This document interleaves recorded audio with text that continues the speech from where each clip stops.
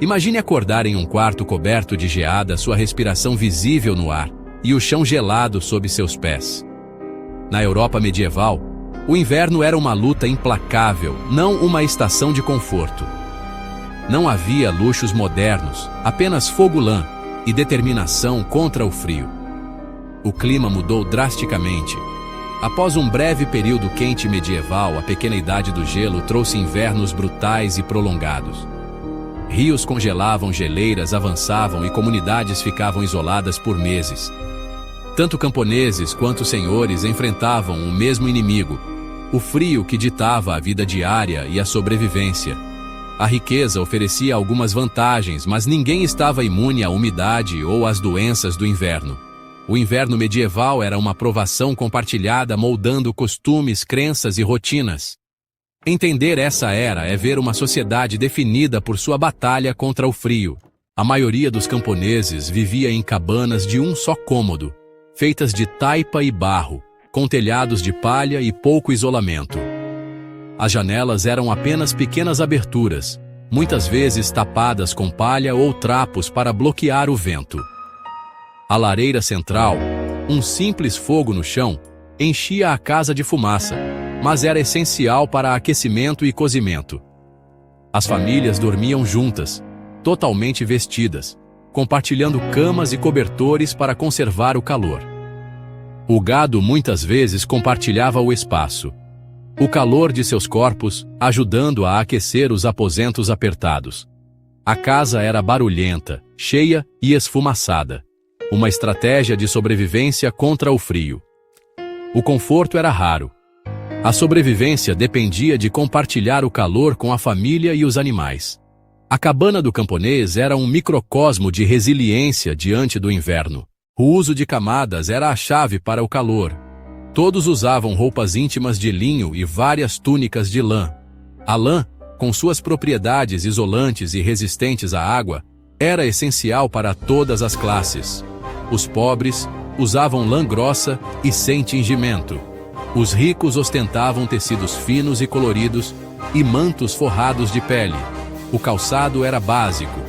Camponeses enchiam os sapatos com palha, enquanto nobres tinham botas resistentes e meias de lã. Coberturas para a cabeça eram universais, desde capuzes simples de lã até chapéus elaborados para os ricos. A roupa era preciosa, muitas vezes passada de geração em geração. Um manto grosso ou uma túnica podiam significar a diferença entre a vida e a morte. No inverno, suas roupas eram sua armadura contra os elementos. Castelos, embora imponentes, eram frios e úmidos, com paredes de pedra grossas que retinham o frio. Fogueiras crepitavam em vastas lareiras, mas o calor raramente ia além de poucos metros. Nobres penduravam tapeçarias pesadas e cortinas para isolamento, e juncos cobriam os pisos. A vida se aglomerava ao redor da lareira, mesmo em grandes salões. Nas cidades, as casas se amontoavam para aquecimento mútuo, mas o risco de incêndio era constante. A fumaça de inúmeras chaminés misturava-se com a névoa de inverno, criando uma atmosfera sufocante. Famílias urbanas, como camponeses, compartilhavam camas e dependiam de cortinas pesadas para o calor. Os ricos tinham camas de 4 postes com dosséis, criando um casulo privado contra o frio. Seja em castelo ou cidade, o inverno significava vigilância constante contra o frio. Com os campos congelados, a sobrevivência dependia do que era armazenado e preservado do outono. As dietas eram simples: pães escuros, guisados e vegetais de raiz da adega. A carne era rara, principalmente comida após o abate de outono. A preservação era vital. Salgar, defumar e secar mantinham a comida comestível. Peixes, especialmente arenque e bacalhau, eram alimentos básicos, fortemente salgados ou defumados. Refeições e bebidas quentes eram essenciais para o calor. Cerveja e hidromel eram mais seguros do que água. Os ricos desfrutavam de vinhos temperados, mas a maioria dependia do que pudesse ser esticado durante o inverno. Truques como pedras quentes na cama ofereciam conforto passageiro. Cada refeição era uma pequena vitória contra o frio. Engenhosidade no armazenamento e preparo de alimentos era crucial para a sobrevivência. A pequena idade do gelo trouxe invernos mais longos e rigorosos, e estações de crescimento mais curtas. Colheitas fracassadas levaram à fome, desnutrição e doenças. Condições de vida superlotadas e úmidas espalhavam doenças rapidamente. A peste negra atingiu uma população já enfraquecida pela fome e pelo frio. O medo e a superstição cresceram. As pessoas culpavam a bruxaria ou a ira divina por seu sofrimento. O folclore cheio de contos de espíritos do inverno e monstros de gelo refletia ansiedades reais. Geleiras avançavam, engolindo aldeias. O gelo marinho sufocava as rotas comerciais. O frio era mais do que clima. Era uma crise que remodelou a sociedade. O inverno medieval moldou cada aspecto da vida: arquitetura, vestuário e comunidade. A sobrevivência dependia de compartilhar calor, comida e esperança. Tradições como o tronco de Yule e as festas de inverno nasceram da necessidade de suportar a escuridão e a escassez. Hoje, estamos isolados do frio pela tecnologia e pela abundância. As ansiedades dos invernos medievais, a comida vai durar? Vamos sobreviver? São estranhas para nós agora. No entanto, ao conquistar o frio, perdemos um pouco da resiliência e da apreciação por confortos simples. Lembrar o inverno medieval nos convida a valorizar o que temos. É um lembrete dos sistemas invisíveis que nos mantém seguros e aquecidos. Da próxima vez que você aumentar o aquecimento, pense naqueles que sobreviveram se aconchegando, gratos por cada grau de calor. O inverno, na Idade Média, não era uma nevasca suave ou uma lareira aconchegante. Era uma estação de sobrevivência. O frio penetrava as paredes rústicas, gelando até os ossos. Cada lenha queimada e cada pedaço de comida preservado era uma vitória contra a escuridão. No entanto, o inverno era mais do que dificuldade. Ele moldava a cultura e a comunidade. Noites longas inspiravam histórias e lendas, dando origem a contos de gigantes de gelo e espíritos do inverno. A paisagem austera inspirava poesia e arte, refletindo ciclos de morte e renascimento. A vida desacelerava. Camponeses consertavam ferramentas e esperavam. Nobres festejavam e tramavam. O mundo se reduzia ao que podia ser alcançado antes que o frio se tornasse insuportável. Os laços comunitários se fortaleciam. Compartilhar era sobrevivência, não caridade.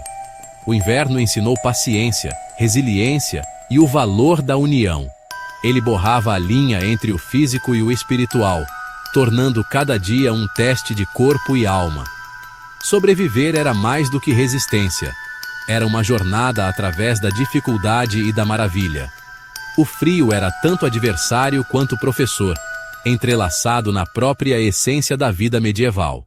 Nos dias mais sombrios do inverno, as pessoas medievais combatiam a tristeza com fogo e fé. Rituais pagãos do solstício, fogueiras e banquetes foram absorvidos pelas tradições cristãs. O Natal, próximo ao solstício, tornou-se uma celebração do retorno da luz. As chamas do tronco de Yule simbolizavam esperança e renovação. Festivais como a Festa dos Loucos e os 12 Dias de Natal viravam a ordem social de cabeça para baixo, oferecendo alegria e libertação. Cantar, dançar e festejar desafiavam o frio e a escassez. O sagrado e o profano se misturavam. Hinos da igreja davam lugar a canções folclóricas ao redor da fogueira. Essas celebrações forjavam comunidade, conforto e esperança nas garras do inverno. Mesmo na escuridão, a promessa da luz perdurava. A guerra medieval pausava para o inverno, uma trégua da natureza. Exércitos recuavam, sabendo que o frio era mais mortal do que qualquer inimigo. No entanto, algumas campanhas prosseguiram, com resultados desastrosos. Congelamento, hipotermia e doenças assolavam os soldados mais do que a batalha. Estradas tornavam-se intransitáveis, rios congelavam e suprimentos acabavam. Cavalos morriam de fome, exércitos desaceleravam e o moral desmoronava. As garras do inverno podiam decidir o destino dos reinos. A campanha de Eduardo I em 1304 e a Batalha de Taunton, com sua cegueira pela neve, provaram o poder do frio. O campo de batalha não era apenas aço e estratégia, mas uma luta contra os elementos. O inverno era o árbitro final, moldando a história das sombras. No final, o frio muitas vezes cobrava mais vidas do que a espada. Dentro dos mosteiros, o inverno era um teste de fé e disciplina. Monges levantavam antes do amanhecer, enfrentando dormitórios congelados e capelas para a oração. No scriptorium, copiavam textos com dedos dormentes, a tinta congelando nos tinteiros. Sua dieta era escassa e o jejum fazia o frio morder mais fundo. Amontoados, encontravam calor na comunidade e na devoção. Através das dificuldades, os monges preservaram o conhecimento e a fé, mantendo acesa a chama da civilização. Sua resistência foi um triunfo silencioso sobre a dureza do inverno. O inverno era perigoso para as crianças medievais. Frio, fome e doenças ceifavam muitas vidas jovens em cabanas cheias de frestas. Famílias lutavam para manter os bebês aquecidos, valorizando cada nascer do sol. Doenças se espalhavam rapidamente em casas lotadas, e a desnutrição enfraquecia os vulneráveis. Da dor, as comunidades teciam lendas de crianças trocadas e espíritos do inverno para explicar a perda. Histórias e rituais ajudavam as famílias a lembrar e a lidar com a situação. O luto tornava-se um ato de lembrança, unindo as comunidades. Mesmo na perda, a memória das crianças perdurava através da geada do inverno. A doença de inverno encontrava a medicina medieval, uma mistura de sabedoria popular, fé e ciência limitada. Curandeiros usavam ervas quentes e caldos para equilibrar os humores e aquecer o corpo. Remédios traziam conforto, mas pouca cura real. A doença era vista como física e espiritual. A oração era tão vital quanto qualquer poção. Padres e curandeiros ofereciam consolo, guiando as famílias através da incerteza. Sem o conhecimento moderno, seus esforços muitas vezes falhavam, mas eles ofereciam esperança. No frio, conforto e comunidade eram o melhor remédio. Hoje, a mordida do inverno é suavizada pelos confortos modernos, mas seu legado permanece. A luta pela sobrevivência moldou valores de preparo, comunidade e resiliência. Armazenar comida, compartilhar calor e ajudar os vizinhos tornaram-se virtudes passadas de geração em geração. Nossas inovações, aquecimento, comida abundante, são monumentos à superação dos desafios da natureza. O inverno medieval foi um cadinho de sofrimento e criatividade. Ele forjou pessoas mais fortes e adaptáveis. Em nosso impulso para construir e cuidar uns dos outros, ecoamos aqueles que sobreviveram ao gelo. O maior triunfo não foi apenas suportar o inverno,